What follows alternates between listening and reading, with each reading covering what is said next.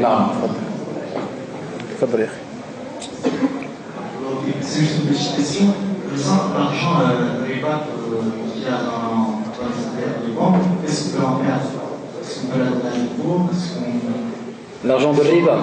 Bismillah ar-Rahman ar-Rahim. Juste un petit rappel déjà, l'imam Malik rahimahullah ta'ala, il a dit il n'y a pas de petite question en islam, car tout est grand en islam. Donc évitez de dire une petite question, tout est important en islam. Maintenant, l'argent de riba, ici al-ulama ont dit, bien sûr si quelqu'un veut s'en débarrasser, il y a plusieurs moyens, parmi les moyens, de le donner à des pauvres, sans dire que c'est de l'argent de riba, d'accord, à des nécessiteux, ou bien de le donner dans des choses comme les biens publics, c'est-à-dire construction de routes, ou bien d'hôpitaux, etc., mais pas dans les mosquées. Ça c'est ce qu'ont dit les gens de sens, wallahu a'lam.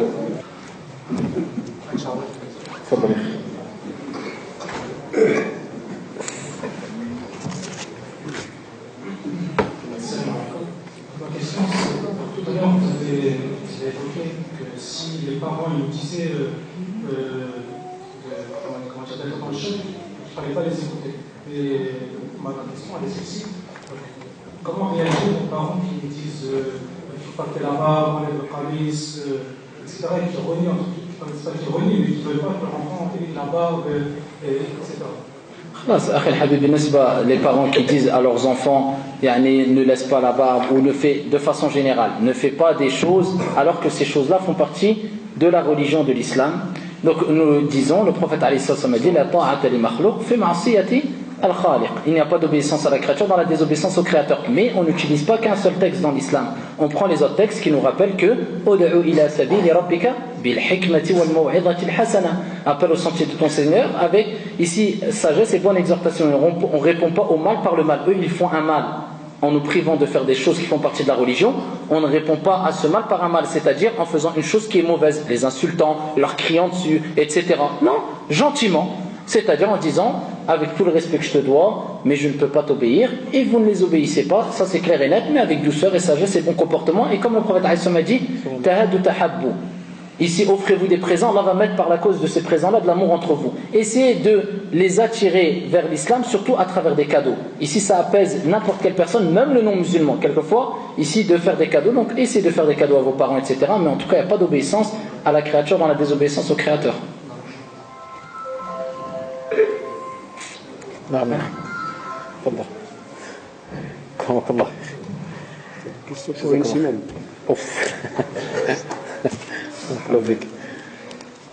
Je tiens à remercier encore une fois de plus les frères qui s'occupent de la mosquée, les responsables. Jazahumullahu khaira, qu'Allah Azza wa Jalla les récompense et qu'Allah subhanahu wa ta'ala mette هذا العمل في ميزان حسناتهم يوم لا ينفع مال ولا بنون. Parce que de permettre des jeunes, des frères, des sœurs, des personnes âgées et moins âgées de se réunir في بيت من بيوت الله عز وجل فهذا من فضل الله سبحانه وتعالى فجزاهم الله خيرا. C'est un grand bienfait de la part d'Allah Azza wa Jalla, qu'Allah les récompense. جزاهم الله خيرا. Et ainsi aussi encore une fois de plus l'association ICM حفظهم الله pour le travail qu'ils font. الله يكرمك. نعم يا اخي تفضل.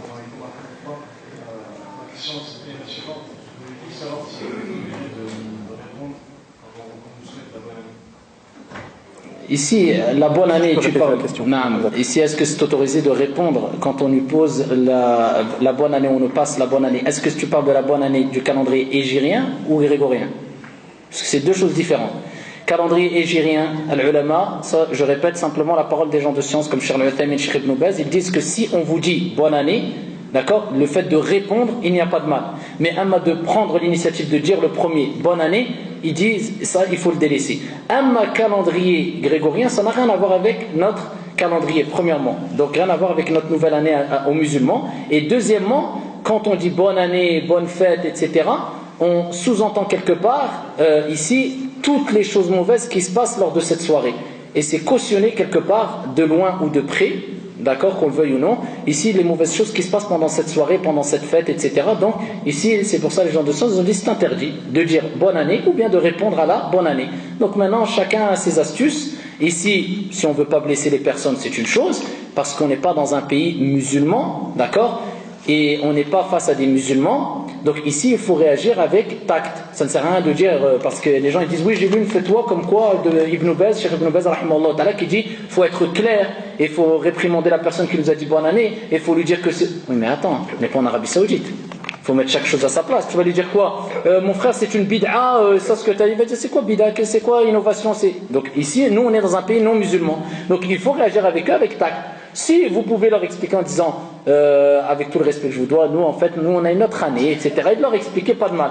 Mais si c'est un musulman qui vous le dit, là vous pouvez monter de niveau. C'est pas faire la guerre ou crier, non, mais lui dire mon frère, ça c'est une bid'a, pourquoi ça c'est pas notre fête et ça c'est pas une fête et nous on a que 3 fêtes dans l'islam, etc., etc., là il n'y a pas de problème. Mais elle m'a posé dire bonne année ou répondre bonne année quand on parle du calendrier grégorien, ça c'est interdit. Allahu Akbar. Micro.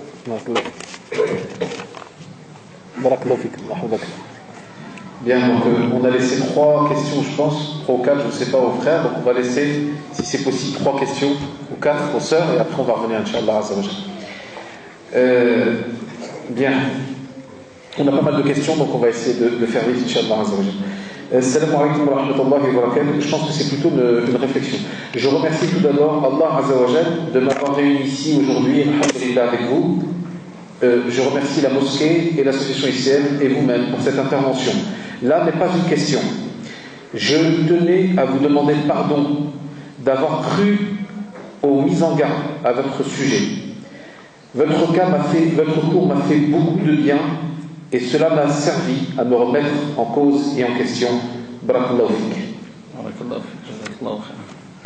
Je suis une femme convertie avec un enfant de 10 ans que j'éduque au mieux. Il est d'une douceur et d'une patience, masha'Allah. Voilà bientôt 5 ans que nous sommes convertis, mais pour moi, je ne suis pas patiente. Je me bats tous les jours, je me bats tous les jours pour gagner cette qualité. Je veux dire par là la patience également. Je veux dire par là, pardon, je ne suis pas patiente avec les non-musulmans, subhanallah. Je ne sais plus comment faire et j'en souffre tous les jours. Et cette patience que je dois obtenir est un combat. Wallah, pour la question, je n'ai pas bien c'est quoi la question qu'elle dit. Elle n'arrive pas à patienter face aux non-musulmans. Face aux non-musulmans, voilà, tout à fait. Mais elle n'arrive pas à patienter par rapport à quoi? Parce que c'est une femme convertie et donc je pense que peut-être a-t-elle des problèmes de patience à l'égard de la chose. Comme je dis aux frères et aux sœurs, je ne suis pas une personne qui veut simplement parler et je ne dis pas que c'est facile, etc.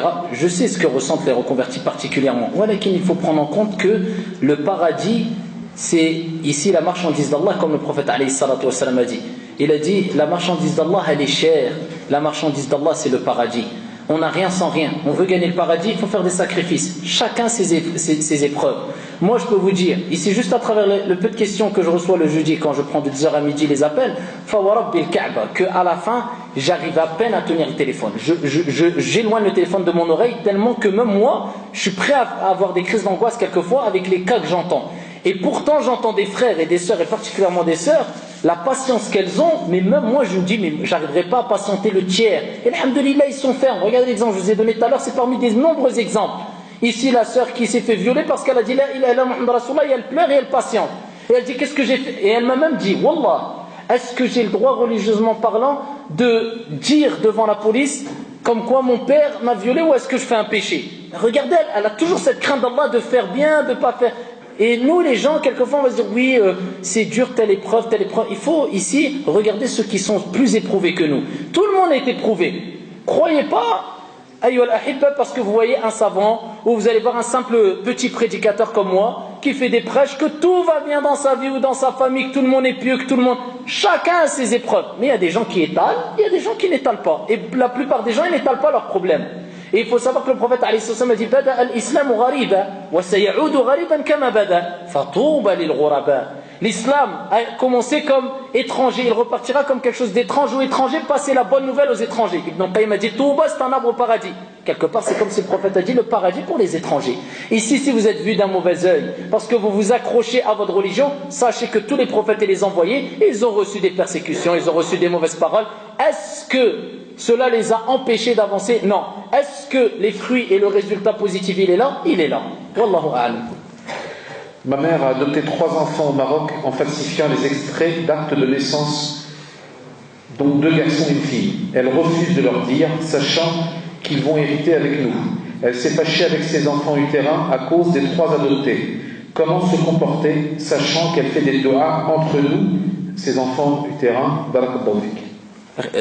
Ce que j'ai compris, c'est qu'elle a adopté des enfants en falsifiant des papiers et elle va faire donc hériter tous les enfants, c'est-à-dire les enfants adoptés. Allah Azza wa Jalla dit dans le Coran, ud'uhum li abaihim fa huwa aqsatu 'inda Allah. Ici, Allah Azza wa Jalla a ordonné qu'on laisse le nom de famille à chaque enfant.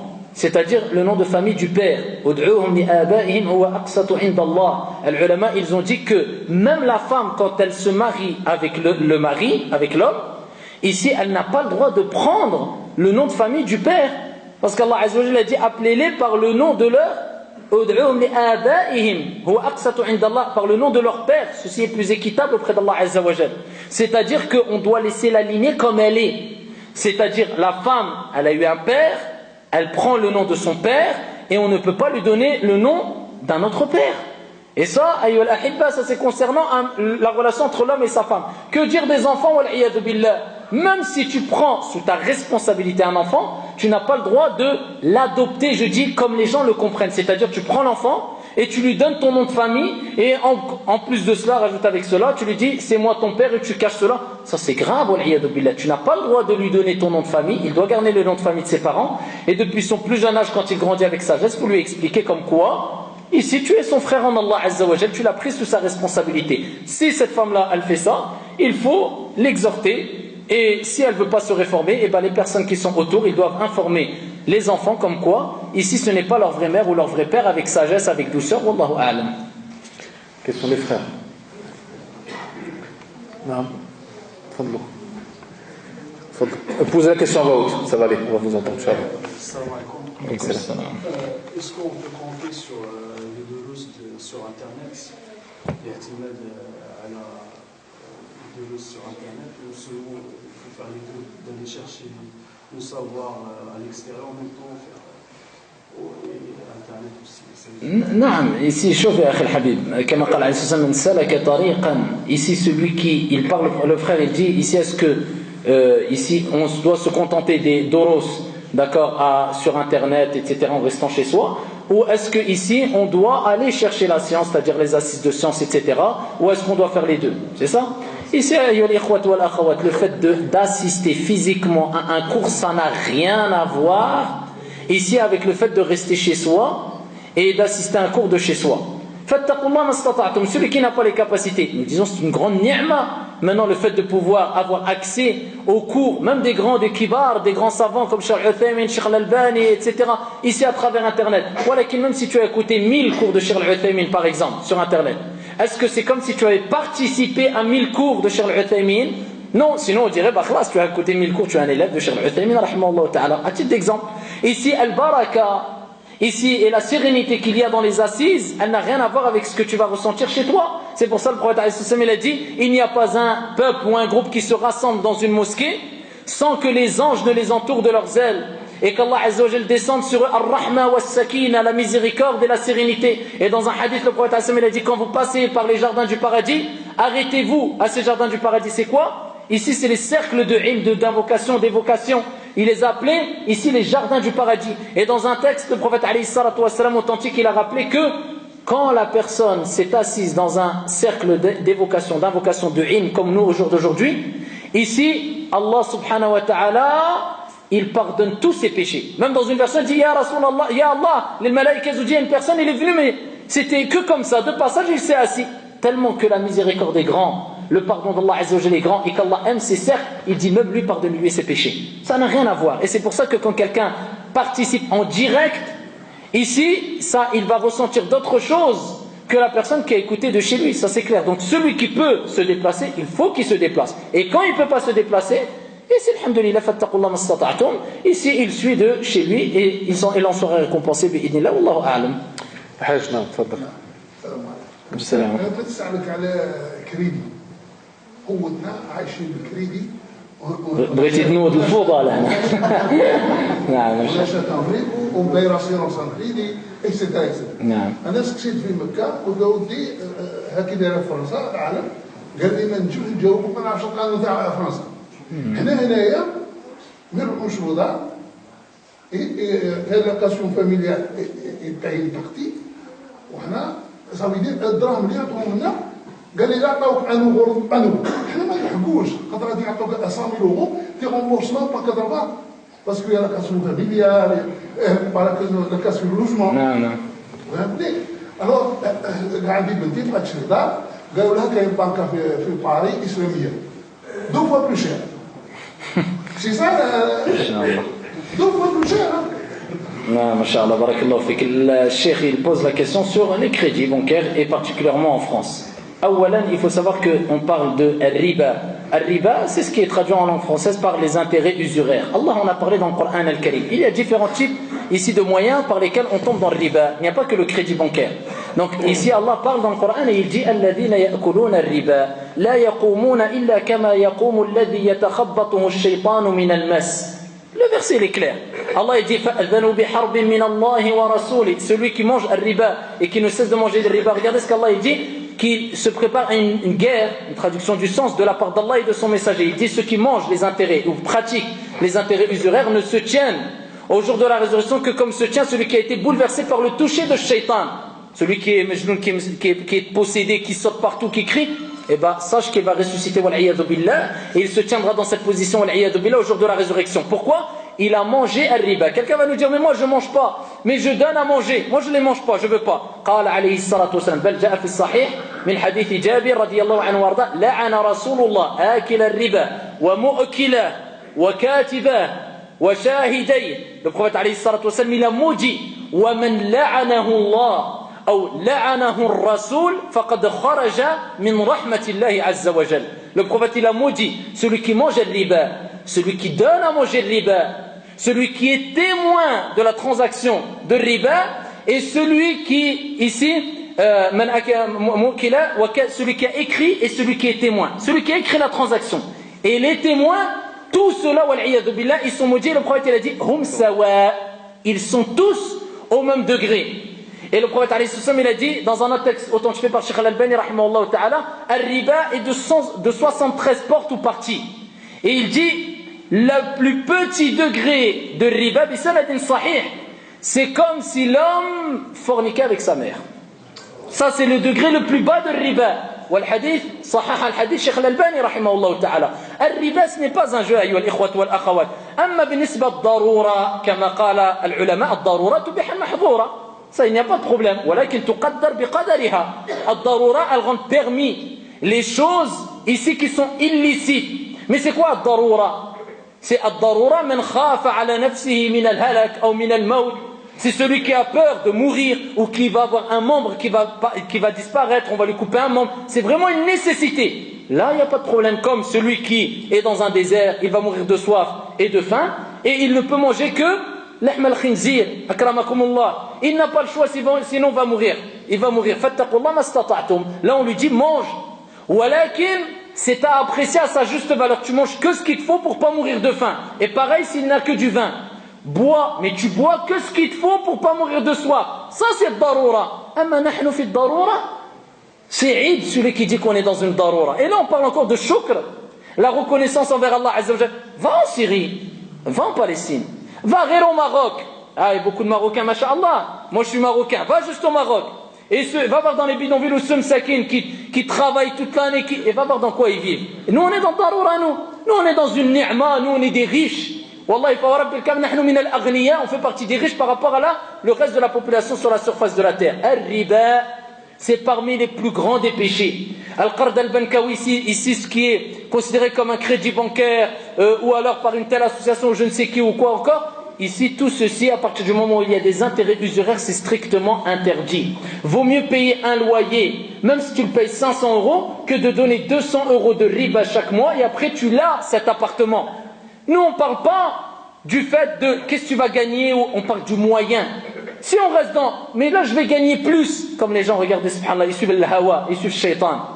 فَزَيَّنَ لَهُمْ وَزَيَّنَ لَهُمُ الشَّيْطَانُ أَعْمَالَهُمْ. Le shaitan leur embellit les actions. Il dit, chouf ya akhi, moi je vais donner 300 € à la banque, mais Mskin il a oublié, dans 30 ans ou la 40, il ne sait même pas s'il va vivre jusqu'à demain. Dans 30 ans, il ne va même pas pouvoir profiter de son appartement. Quand il va mourir, là, je vais dire, c'est à toi l'appartement. Je vais faire quoi avec l'appartement? On ne peut même pas te faire dedans.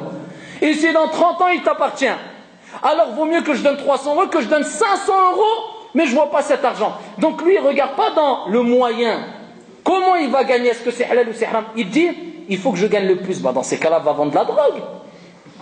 C'est pareil. De la drogue, tu vas gagner peut-être 15 000 ou 50 000 ou 100 000 euros par mois. Au lieu d'aller travailler dans le halal, tous les mois, tu vas gagner 1000 euros. Si on part dans cette logique, pourquoi tu vas te casser la tête à aller travailler alors que tu peux gagner de... On ne parle pas d'en gagner plus ou pas. On parle dans le moyen. Et le résultat, al-natija, c'est quoi? C'est que l'ensemble des gens, le monde entier, il pleure, il crie, il se plaint. Les gens sont à la rue à cause de quoi? Al-riba. Les banques qui font faillite, c'est un monde un peu virtuel. Ils achètent avec des intérêts, et à la fin ils pleurent. Pourquoi je ne peux plus payer mon crédit? Je dois faire un autre crédit pour payer mon crédit. Khalas. Et ils rentrent dans un engrenage. Allah Azza wa Jalla a dit وَيَمْحَقُ اللَّهُ الرِّبَا وَيُرْبِي الصَّدَقَاتِ.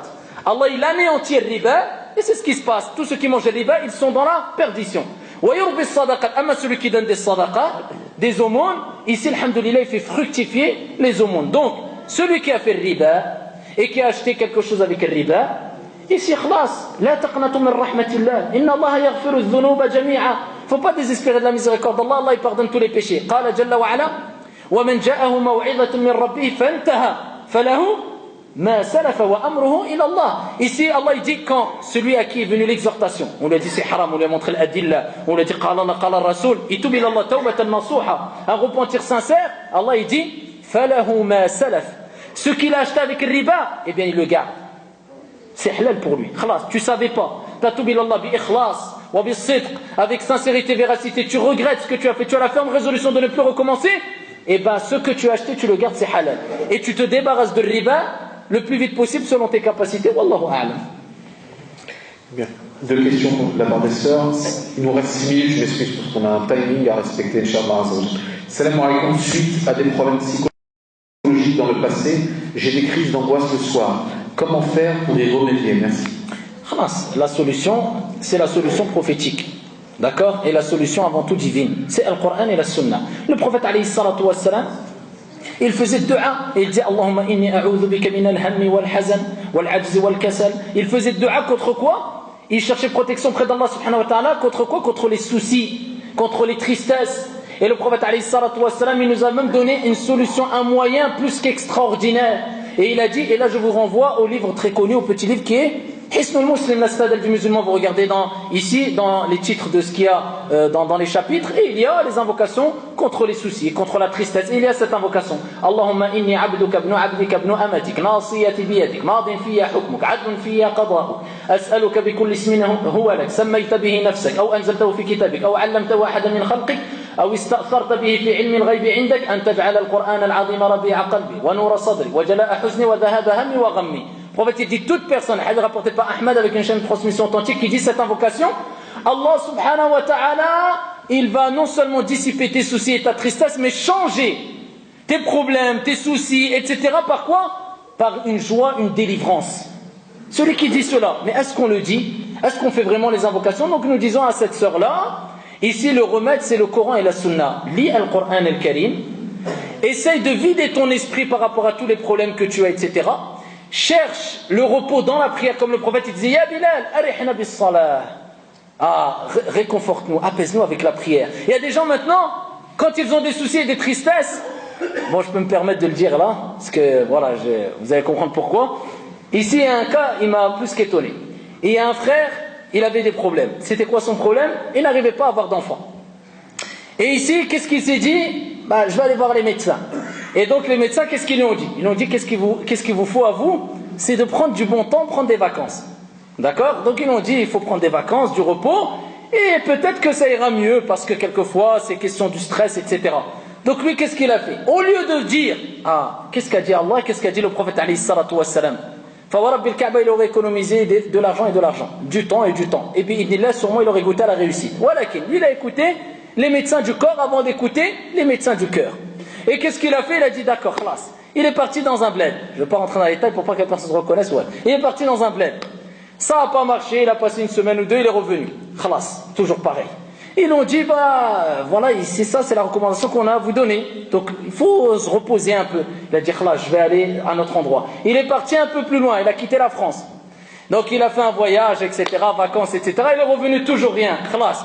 Il a dit ça n'a pas marché. Je vais aller partir encore plus loin. Il est parti encore plus loin. Je ne vais pas dire les noms parce que sinon la personne peut-être un jour dans l'enregistrement il va se reconnaître. Donc il est parti encore plus loin, si vous saviez. Il est parti une semaine, 2 semaines, il est revenu. Walou miskin. Il est revenu, il est parti. Khalas. Donc ce qu'ils appellent Bayna Qawsayn, les îles paradisiaques. Il est parti là-bas, 2 semaines, 3 semaines, il est revenu, il pleure. Et subhanallah, j'ai gaspillé de l'argent, j'ai été partout, j'ai été là-bas, toujours rien. À la fin, ici, ils sont rentrés dans un délire. Ils ont dit, bah, classe, on va calculer. Le moment où, ici, c'est le moment le plus propice pour avoir des enfants, etc. Ils ont acheté des machines pour savoir quand la femme, elle peut tomber le plus facilement enceinte, etc.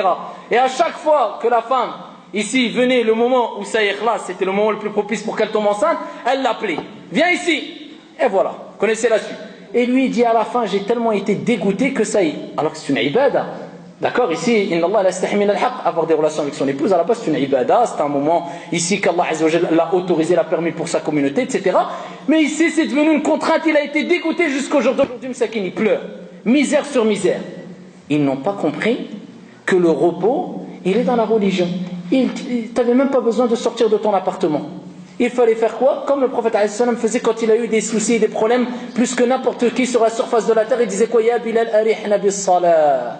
Réconforte-nous, apaise-nous avec la prière. Le moment où tu es le plus proche d'Allah, c'est où? C'est quand tu es aux îles Caraïbes ou je ne sais où. C'est quand tu es dans ce soujoud. Il fallait faire 2 rak'a, pleurer, dernier tiers de la nuit, demander. Et il y a un collègue à lui, Fawarab Bil-Kaaba, il était dans le même cas, il se souciait peu, il dit, jamais je me suis dit, bon, là je vais vraiment invoquer Allah Azza wa Jal comme il se doit pour avoir des enfants, que lorsque le médecin m'a dit, vous ne pourrez jamais avoir d'enfants. Là je me suis dit, khalas, là je vais faire vraiment dua pour avoir des enfants, ni plus ni moins. Il a dit, Wallahi wa Rabbil Kaaba, que ma femme est tombée enceinte et on s'est rendu compte dans le calcul que quand le médecin m'a dit vous ne pourrez jamais avoir d'enfant, elle était déjà enceinte de 3 mois.